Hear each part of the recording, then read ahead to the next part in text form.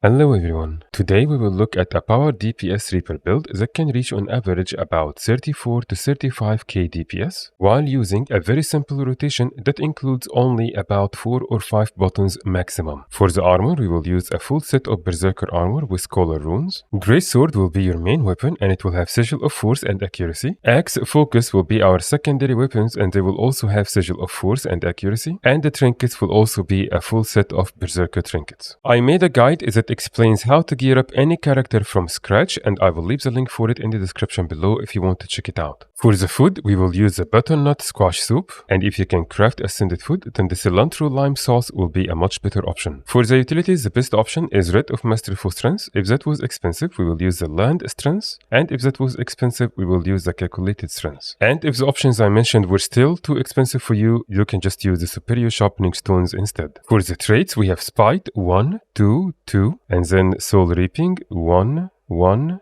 2, and Reaper we have 2, 1, 3. For the utility skills, we have Plague Lands and Your All Weaklings with Will of Suffering, and then we have Signet of Spite and Signet of Vampirism. Reaper Shroud is our main source of damage, and from the Grandmaster trait, as long as we are in Reaper Shroud, we have Permanent Quickness, and we have 300 Ferocity, which is a huge boost for damage. You will also notice that the auto attack in Reaper Shroud will make your other Shroud skills come off cooldown much faster. And from Soul Reaping, your auto attack on Shroud will also be able to apply tons of vulnerability, and from Soul Barbs, as we go in and out of Shroud, we get damage increase by 10%. The Grandmaster trait will give us a permanent increase in critical chance by 15%. And while we are in Shroud, we will do another extra 15% to critical damage. And then from Spite, our auto attack in Shroud will keep applying Might and you will basically be capped at the maximum 25 stacks. Awaken the Pain will make your Might apply even more damage with the build we are running. And all of that is only boost to the Shroud. There is a lot more boost to other stuff. Like for example, Cold Shoulder will apply extra damage by 15% if the enemies you are hitting are chilled. And this will work very well with Chilling Nova, which will constantly apply chilling to the enemies. And even your Grey Sword auto attack will apply chill, and your chills will also have a higher duration. And then from Soul Eater, you will do 10% increased damage if you are in melee range, which will basically be pretty much all the time. And it will heal you for 4% of the damage you will do, which is actually quite a lot. And from this trait, we will do 10% more damage to any enemies that don't have boons, which is actually most of the time. It will also reduce the cooldown on your Axe Focus, which will be our secondary weapons. And close to this, will do 20% more damage when the enemies are below 50%, which is a significant boost. And so the way we will use this build will rely heavily on going to Reaper Shroud and simply using your auto attack non-stop. And anytime your skill number 4 will be available, just go ahead and use it. And those will be the only two skills you will use in Shroud, number 1 and number 4.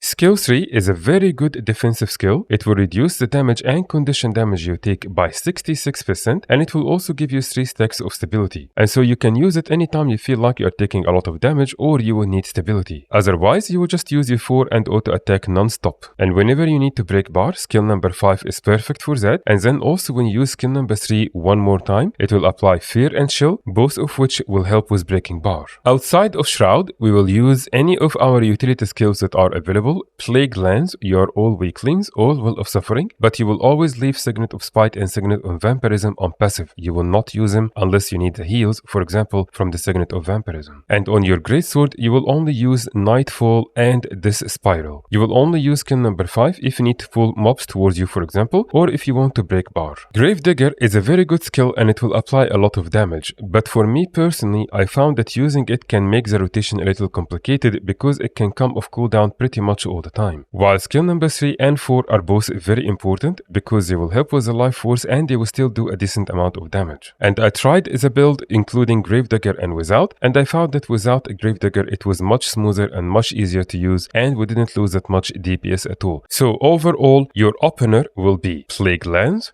Your All Weaklings, Signet of Suffering, and once you use all 3 of them, you will go to your Shroud, spam your skill number 4 whenever it's on cooldown, and just keep using your auto attack over and over and over until you run out of life force. And when you are out, just use your skill number 4 and 3 on Grey Sword, and of course keep spamming your auto attack, and any of the utility skills that will come off cooldown, you will use them. And the most important one will be Plague Lands. And once your shot is available, you will go to it immediately, and just repeat this over and over. You will only use Axe Focus whenever you need to range and you cannot melee. If we need extra CCs, you can remove Plague Lands and then you can put Flesh Golem instead, and this will help you break bar. Another good option you can use will be Spectral Grasp anytime you have mobs you want to pull to you, for example to cleave. And Epidemic can be another very good choice if you have a lot of mobs around you that you want to spread the damage to. And even though you are not a condition damage build, you will still do a very decent amount of damage with Epidemic. In fights where the bosses will move too much, Plague Lance and Will of Suffering will not be good options, because in order for them to do a very decent amount of damage, the enemies pretty much need to stay there in their pulses all the time. And so for example in Dragon Stand or on Mitron, you want to remove Plague Lance and put the Flesh Golem instead, and you want to remove Will of Suffering and you will put Signet of Undeath. This build can be a little bit too squishy to stay alive in higher tier Fractals or any other fights where you can take a lot of damage. If that is the case, you will remove Spite and you will put Blood Magic, and here we will use 1, 3,